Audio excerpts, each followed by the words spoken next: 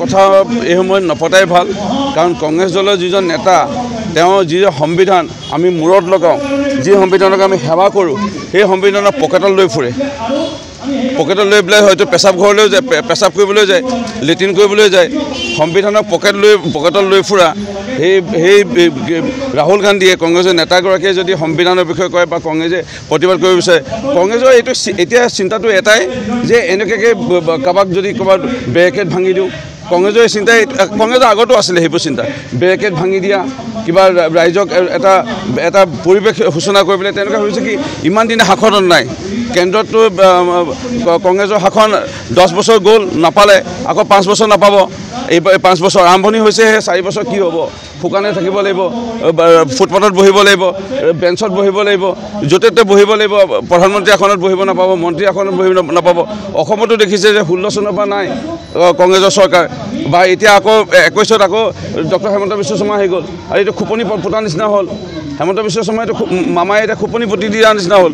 আৰু যেনে ৰাইজৰ আশীৰ্বাদ সংবাদ মাধ্যমত সকলোৱে বাজি উঠিছে তেওঁলোকে হিয়া উজাৰি ৰাইজে আশীৰ্বাদ কৰিছে আজি এনে স্থলত দেখিছে যে হেমন্ত বিশ্ব শৰ্মাটো আৰু এক্সাৰচাইজ কৰি থাকে হেমন্ত বিশ্ব তুমি চিত বিতু মূৰ প্ৰাৰ্থনা কৰি থাকে এই মানুহজনটো 25-30 বছৰ মুখ্যমন্ত্ৰী হৈ থাকিব তাৰপিছত এতিয়া এনেকৈ কিবা যদি নাটক চাটক কৰি সংবিধানৰ বিষয়ে কৈ পুলিচৰ বেৰিকেড ভাঙি কিবা এটা মানে এটা পৰিস্থিতি সৃষ্টি কৰি তেনেকৈ শাসনত আহিব পাৰে নেকি জিকিবতো নোৱাৰে ইলেকশ্যনত তেওঁলোকে প্ৰত্যেকবাৰে মুখ থেকে চাগিছে উপ নিৰ্বাচনত মুখ থেকে চাগিছে সেইকাৰণে কংগ্ৰেছৰ এটা সস্তীয়া ৰাজনীতি আৰম্ভ কৰিছে এইবোৰ ৰাইজে বুজিছে আৰু ৰাইজে আৰু ভালদৰে বুজি পাব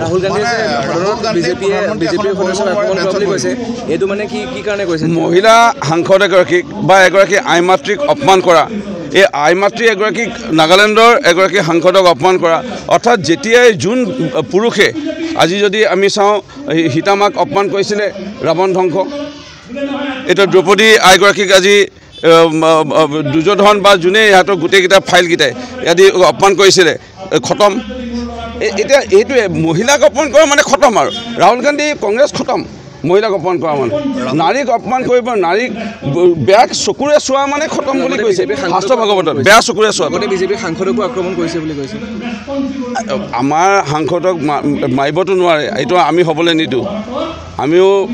অলপ ব্যায়াম এক্সাৰচাইজ কৰি থকা মানুহ সেইকাৰণে আমাকতো ঘপককৈ হাত লগাবলৈ নিদিওঁ মহিলা সাংসদক ঠেলা মাৰি দিয়া অপমান কৰি দিয়া এই কথাবোৰ মই কৈছোঁ আকৌ কৈছোঁ ইতিহাস সাক্ষী ৰামায়ণ মহাভাৰতত উল্লেখ আছে স্পষ্টকৈ যে মহিলাক কোনোবাই যদি বেয়া চকুৰে চাব হাতে ধৰাটো বা গালি পৰাটো দূৰৰ কথা বেয়া চকুৰে চালে ধ্বংস ৰাৱণ গ'ল দুৰ্যোধন গ'ল ৰাহুল গান্ধী ধ্বংস কংগ্ৰেছ ধ্বংস চাওক সেইটোৱে কৈছোঁ মই তেওঁ সপোন দেখিছিলে যে প্ৰধানমন্ত্ৰী হ'ব পাৰোঁ নেকি আৰু এতিয়া পকেটত লোৱা পেচাব কৰিব যাওঁতে লৈ যোৱা লেট্ৰিন কৰিবলৈ যাওঁতে সংবিধানক লৈ যোৱা হয়তো এইটো পকেটত সংবিধান লৈ যোৱাটো এইটো কোনো নে এইটো ভৱিষ্যত প্ৰজন্ম আমি কি দেখাম আমি সংবিধানৰ শপত খাই পেলাই আমি জনপ্ৰতিনিধিসকলে নিজৰ দায়িত্ব আমি পালন কৰোঁ আজি জাজসকলে যিসকল মহামান্য আমাৰ সুপ্ৰিম কোৰ্টৰ হাইকোৰ্টৰ জাজসকলে বা যিকোনো আমাৰ IPS বা APS অফিচাৰসকলে বা IAS অফিচাৰসকলে সংবিধানৰ প্ৰতি সন্মান জনাই আপুনি চিকিৎসকসকলে সংবিধানৰ প্ৰতি সন্মান জনাই আমি দায়িত্ব পালন কৰোঁ সেই সংবিধান আমি মূৰত দিওঁ সেই সংবিধান আমি প্ৰণাম জনাওঁ সেই সংবিধান পকেটত লৈ ফুৰা তেওঁলোকে আৰু যদি কয় কংগ্ৰেছে কয় কংগ্ৰেছৰ নেতাসকলে কয় বা বিজেপিৰ কথা সংবিধানৰ কথা মানে অপমান কৰা লৈ পেলাই এইটো হাস্যকৰ এটা বিষয়